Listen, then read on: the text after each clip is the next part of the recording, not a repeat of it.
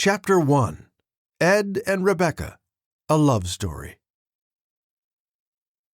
It was a beautiful North Carolina morning in August 2013.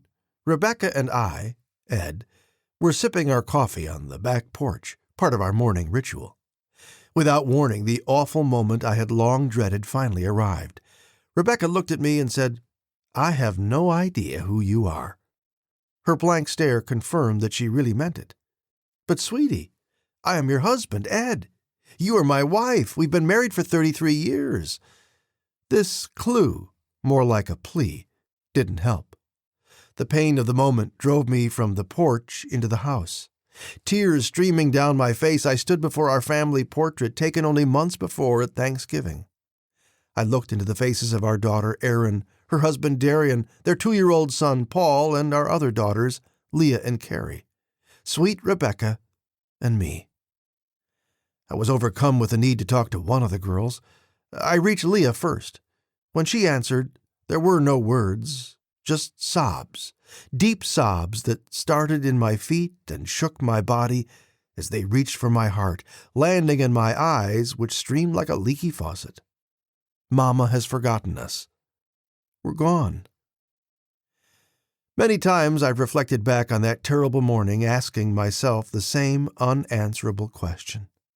How could 37 years of a loving relationship and a third of a century of marriage disappear from Rebecca's mind overnight? Rebecca Lynn Easterly and I began dating in the fall of 1976. We were students at the University of Iowa, where we both were sophomores, she a speech pathology major, I pre-med. I asked her out on my 19th birthday, October 30th. She was sitting in the student union studying over a cup of coffee, and she was beautiful. Silky smooth blonde hair, long legs, a blue leotard top, bell-bottom jeans, and a face that radiated kindness. We had met briefly the year before. I hoped she'd remember me. After getting up the nerve to reintroduce myself, she accepted my invitation for our first date. 1 week later, we went dancing and had dinner at the Brown Bottle, an iconic Iowa City restaurant. During dinner and afterwards, we talked and talked and talked. We had so much in common. Although we both had alcoholic fathers, we shared a love of family, especially children, and an appreciation for nature as a reflection of the Creator's hand, though at the time I was a committed agnostic. I walked her home, we shared our first kiss, and we both knew that we were in love. 3 weeks later, we talked about marriage and the desire to have 3 children, all daughters. 3.5 years later, we were married. Rebecca graduated summa cum laude with a near 4.0 GPA in the top 1% of her graduating class. She later received a master's degree in speech pathology from Iowa. After completing my pre-med studies, I went to medical school at Rush Medical College in Chicago.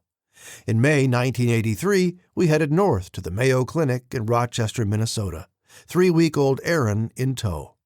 There I completed my internship and residency in radiation oncology and remained as an attending physician, launching a career as a brain tumor doctor. Our second daughter, Leah, was born in 1985, and 3 years later, Carrie completed the trio of daughters we had dreamed of during our courtship. We spent 12 years in Rochester, happy and surrounded by family and friends. In 1995, we headed southeast to Winston-Salem, North Carolina, and the Wake Forest School of Medicine for an offer too good to refuse, a radiation oncology chairmanship, and the opportunity to establish a research program in how brain cancer and its treatments affect brain cognitive function. We thrived as Southerners. Erin, Leah, and Carrie marched through the ranks of elementary, middle, and high school, and then college.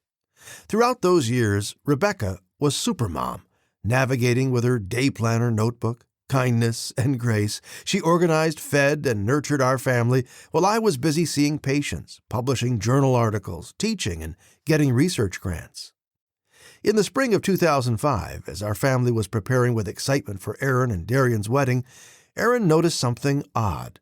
Her supermom was struggling to keep up with the details of wedding planning. It all came together, though, and in May we celebrated the marriage of our oldest daughter. 1 year later, we mourned when Rebecca's older sister, Leslie, died from colon cancer. This was the first tragedy our extended family had experienced.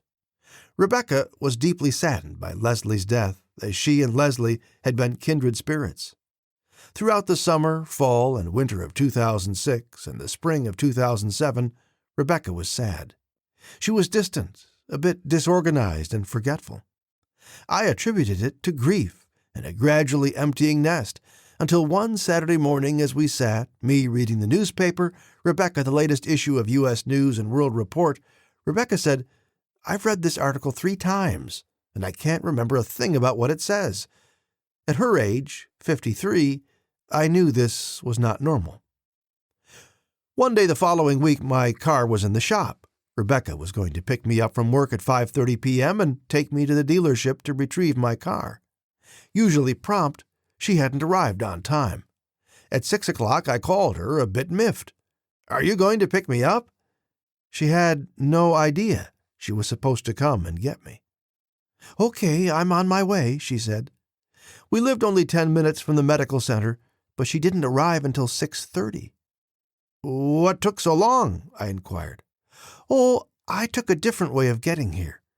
When she described her route, I realized that she'd gotten lost along the way. I had always marveled at Rebecca's sense of direction and had even nicknamed her the human compass. Now I was really worried. Wake Forest School of Medicine is well known for both geriatric research and care. In mid-2007, I made an appointment for Rebecca to see Dr. Jeff Williamson, head of geriatrics and a well-known dementia expert. In his initial assessment, Dr. Williamson diagnosed Rebecca with depression and prescribed an antidepressant. "Let's see if things improve after a couple of months on the medication. Depression is a common cause of memory loss."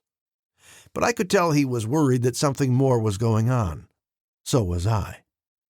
After her symptoms failed to improve, Dr. Williamson decided to order some blood tests, a magnetic resonance imaging (MRI) scan of Rebecca's brain, and assess some of her cognitive functions, such as attention, memory, language, multitasking, and spatial skills. The blood tests came back normal, but the MRI showed mild shrinkage of Rebecca's brain, especially in the regions that control memory and spatial skills. The cognitive assessment confirmed loss of short-term memory and spatial skills way out of proportion with what would be expected for Rebecca's age and educational level. Dr. Williamson told us, "My diagnosis is something called mild cognitive impairment, MCI, a condition that often leads to Alzheimer's disease. I think you should get a second opinion. Rebecca is too young to have Alzheimer's, especially since she doesn't have any family history of the disease." Our next-door neighbor in Rochester, Minnesota, had been a Mayo Clinic neurologist named Ronald Peterson. He and his wife, Diane, had 2 children who were about the same ages as our girls. Diane and Rebecca often carpooled as our kids went to the same elementary school. Affectionately known to us as RP, Dr. Peterson was a nationally and internationally recognized expert on Alzheimer's disease. In fact, it was his research that led to the discovery of MCI as a precursor to Alzheimer's. Getting a second opinion from him seemed logical. Not only was he the best dementia doctor in the world, he had known Rebecca for 20 years. In the early summer of 2008, we spent a week at the Mayo Clinic where Rebecca had an extensive evaluation to find the cause of her memory loss. In addition to blood tests, a spinal tap, and more in-depth neuropsychological testing, Dr. Peterson ordered a special MRI scan and 2 positron emission tomography PET scans. One PET scan was done to reveal Rebecca's brain metabolism. The other, a newer type of PET scan, was done to reveal amyloid, a protein that collects abnormally in the brain, causing inflammation, deterioration, and shrinkage. Amyloid and another protein, tau, form the plaques and tangles that are thought to cause the brain damage of Alzheimer's disease. Despite our earnest hopes and fervent prayers to the contrary, the diagnosis was definitive. Early-onset Alzheimer's disease. The prognosis?